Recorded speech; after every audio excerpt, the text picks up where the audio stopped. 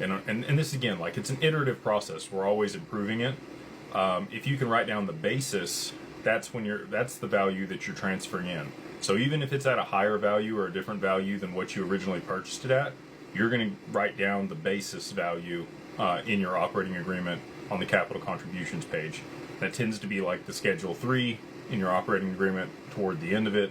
And that's where you're going to list the wallet again, the asset, the amount of the asset, and your cost basis, or whatever amount of money it was worth when you bought it.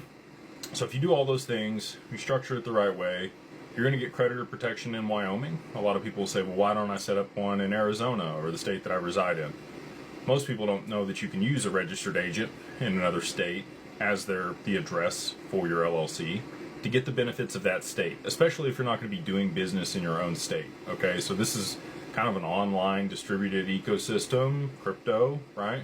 Now, if you're buying real estate, you're going to be stuck in whatever state it's in.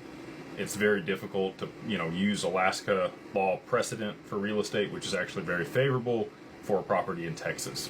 They're going to pull it into that jurisdiction. They're going to be like, it's on our dirt. This is what it is. With crypto, it's not that way. So you can really set things up to your benefit. And if you're here domestic in the U.S., Wyoming is the best jurisdiction when it comes to regulation around crypto.